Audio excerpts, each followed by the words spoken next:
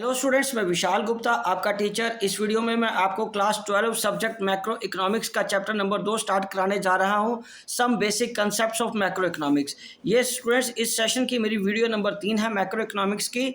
ठीक है जी, तो चलिए अब हम बात करते हैं। चैप्टर में सबसे पहले गिवन है classification of goods. Classification of goods का मतलब गुड्स क्या होती हैं? गुड्स तो वो थिंग्स होती हैं जो हमारी वांट्स को, नीड्स को पूरा करने के लिए हमें चाहिए होती है, जिसको हम कंज्यूम करते हैं।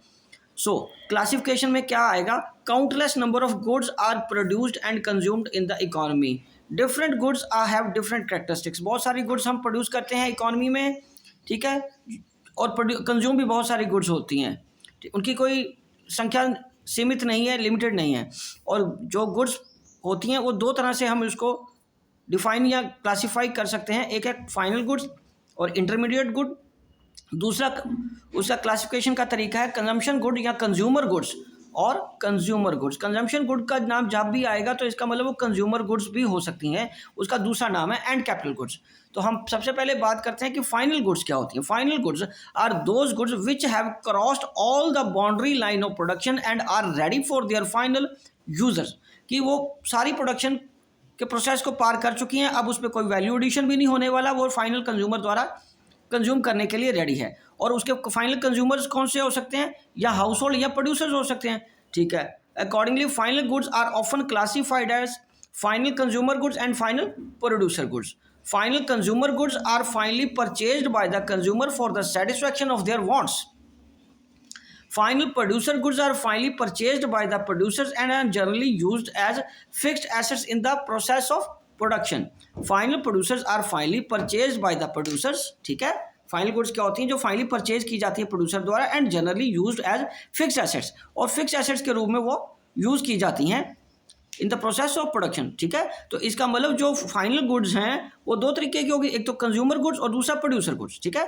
और जो एक्सपेंडिचर हम करते हैं फाइनल कंज्यूमर गुड्स पे हाउस होल्ड द्वारा, उसको क्या बोलते हैं हम? कंजम्पशन एक्सपेंडिचर, ठीक है जी। और दूसरा expenditure on final goods, expenditure on final goods on producer goods. Final producer goods पे जो किया जाता है उसको हम क्या बोलते हैं? Investment expenditure. अंडरस्टूड बेटा? So total expenditure of final goods कौन सा आता है? एक कंजम्पशन एक्सपेंडिचर और दूसरा इन्वेस्टमेंट एक्सपेंडिचर, ठीक है। And final goods means, last में मैं इसको समराइज कर रहा हूं, that these goods are out of process of production. अब ये out of process of production है और the process of value addition. So these goods are included in the estimation of national income और product income. National income में national product या national income है, उसको अब हम इसको कैलकुलेट कर सकते हैं, ठीक है बेटे। चलिए अब उसके साथ है फाइनल गुड्स के बाद आता है दूसरा उसका point, intermediate goods. Intermediate goods are those goods which within the boundary line of production value is yet to be added to these goods and these goods are not ready for their final users for use। मतलब ये goods में अभी कुछ ना कुछ production होनी बाकी है, कुछ ना कुछ वैल्यू एडिशन होनी बाकी है, और इसलिए वो फाइनल कंज्यूमर्स द्वारा अभी यूज करने के लिए रेडी नहीं है। Value of intermediate goods ultimately become the part of the value of the final goods. Okay, the same good may be final or intermediate. It is not possible to name one set of good as final good and another set as intermediate goods, ठीक है। Same good को हम final good भी कह सकते हैं और same good को इंटरमीडिएट गुड भी कह सकते हैं। The same good may be final और intermediate goods, the distinction depend upon the end use of the goods. मतलब सेम गुड हमारे लिए फाइनल गुड भी हो सकती है, ठीक है, और इंटरमीडिएट भी हो सकती है, बट डिपेंड करता है कि उसका यूज कैसे किया जा रहा है। इसको मैं आपको एक एग्जांपल लेकर समझाता हूं। ये देखिए एग्जांपल मैं ले रहा हूं, फॉर एग्जांपल ब्रेड की। ब्रेड, अगर ब्रेड हम परचेज करते हैं, हाउस होल्ड परचेज करता है, तो वो क्या हो गया? फाइनल गुड, क्योंकि अब इस पर कोई वो प्रोडक्शन की एक्टिविटी या वैल्यू एडिशन अब उस पर नहीं लगेगा। हाउस होल्ड में जाके ये डायरेक्टली कंज्यूम हो जाएगी, ठीक है, कंज्यूम हो जाएगी, ठीक है।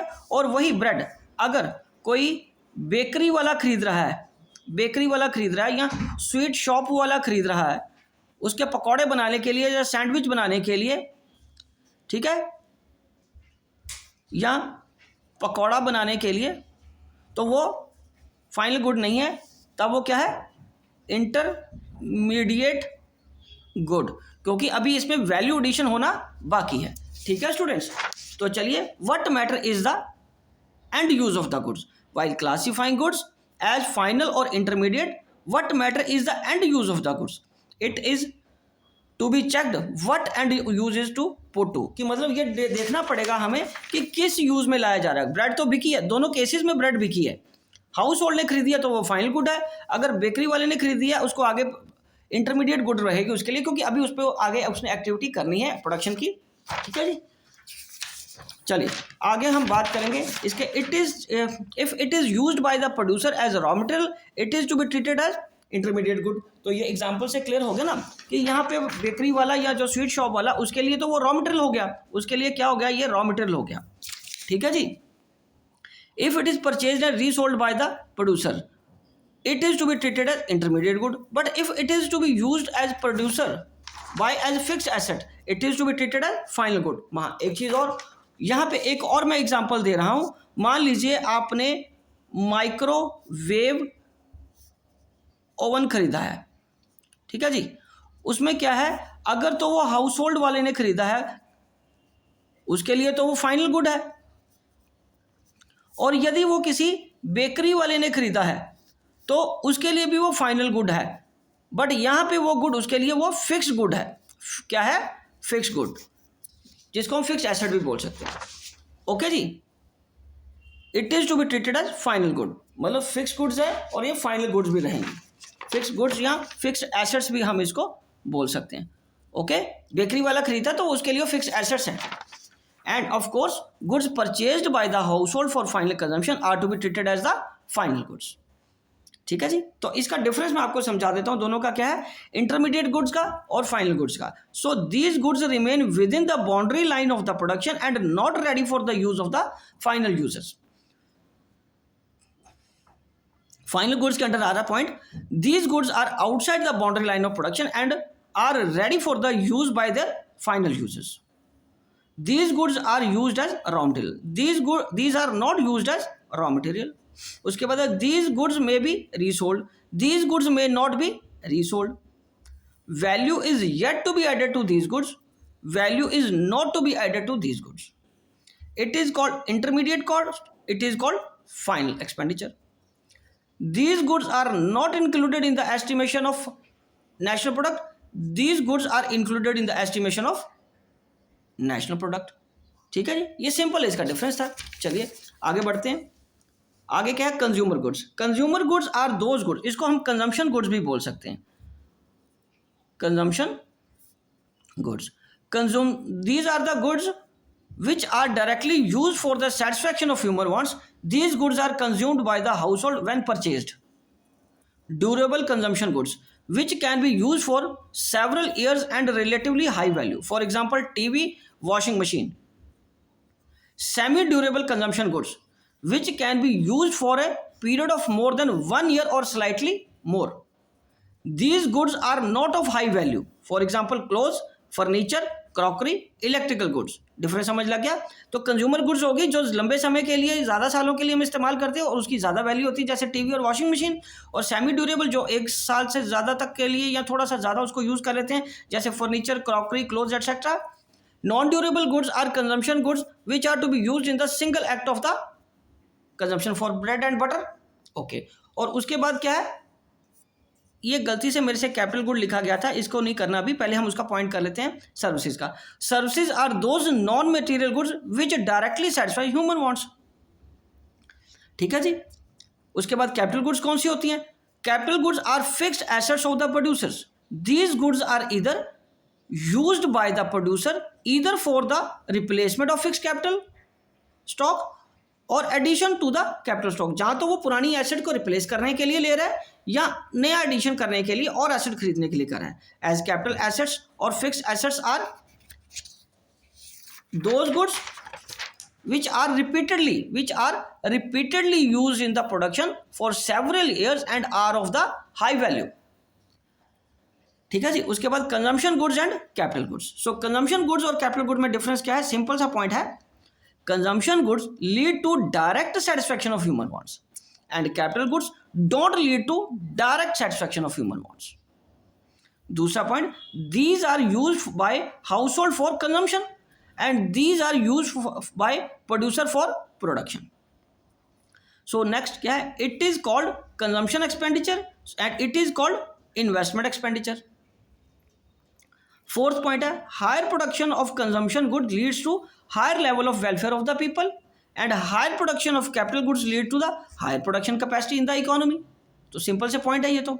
चलिए अब एक इंपॉर्टेंट बात क्या है इसी से रिलेटेड कि बोथ कंजम्पशन और consumer goods and capital goods have one common characteristics that the final goods and therefore included in estimation of national income. मतलब चाहे वो कंजम्पशन गुड है चाहे कैपिटल गुड है, दोनों फाइनल गुड होती हैं। दोनों क्या होती हैं? फाइनल गुड होती हैं। और नेशनल इनकम एस्टिमेट करते समय, वैल्यू निकालते समय नेशनल इनकम की, हम इनको ऐड करते हैं। ठीक है जी। चलिए अब हम आगे इसका एक लास्ट पॉइंट डिस्कस करते हैं इस टॉपिक का। All capital goods are producer goods. All capital goods are producer goods but all producer goods are not capital goods. कि प्रोड्यूसर जो यूज करते हैं वो सारी कैपिटल गुड्स नहीं होती, या यूँ कह लीजिए कि जितनी भी कैपिटल गुड्स होती हैं वो प्रोड्यूसर गुड्स होती हैं, बट जो भी प्रोड्यूसर यूज करता है वो सारी कैपिटल गुड्स नहीं है। Producer goods are those goods which are use in the production of other goods. These goods include goods used as raw material by the producers and goods used as fixed assets by the producers. तो fixed assets कौन सी है? Are durable and are treated as permanent asset used in the process of production, and raw material as are single use and non durable that can be used repeatedly, can't be used मतलब cannot be used repeatedly in the process of production। ठीक है जी। For example मैं ये बात करूं swing machine की। Swing machine अगर एक टेलर खरीद रहा है, टेलर यूज करता है ना, तो वो उसके लिए क्या हो गया? उसके लिए वो तो फिक्स्ड एसेट है, नेचुरली उसके लिए फिक्स्ड एसेट है, और वो कैपिटल गुड है। और क्या है? और कैपिटल गुड। पर इसका मतलब ये नहीं है कि प्रोड्यूसर वो सिर्फ एज ए प्रोड्यूसर वो सिर्फ इसी को यूज कर रहा है। वो रॉ मटेरियल के रूप में किसको यूज करता है? वो रॉ मटेरियल के यूज में क्लोथ को यूज करता है, थ्रेड्स को यूज करता है, नीडल्स यूज करता है। ठीक है, तो ये सारी चीजें भी वो यूज करता है। तो प्रोड्यूसर जो यूज करता है वो सिर्फ फिक्स्ड एसेट्स नहीं होती, वो दूसरी गुड्स भी यूज करता है। अंडरस्टूड? सो हम ये कह सकते हैं कि all capital goods are producer goods. सारी कैपिटल गुड्स क्योंकि फिक्स्ड एसेट्स हैं और वो तो प्रोड्यूसर ही यूज करेगा, वो उसी डेफिनेशन के अंडर आएंगी। बट जो भी प्रोड्यूस यूज करता है वो सारी कैपिटल गुड्स नहीं होती, वो कुछ चीजें एज ए रॉ मटेरियल के फॉर्म में भी यूज करते हैं। ठीक है स्टूडेंट्स, तो इसी के साथ ये टॉपिक कंप्लीट होता है और मैं ये वीडियो यहीं कंक्लूड करता हूँ। आई होप कि आपको अच्छे से समझ आ गया होगा। आप इसी तरह जो मैंने टॉपिक कराया इसके नोट्स बना लीजिए और मेरे चैनल को सब्सक्राइब करना ना भूलें और बाकी टॉपिक्स मेरी वीडियोस देखते रहें। ओके जी, डन।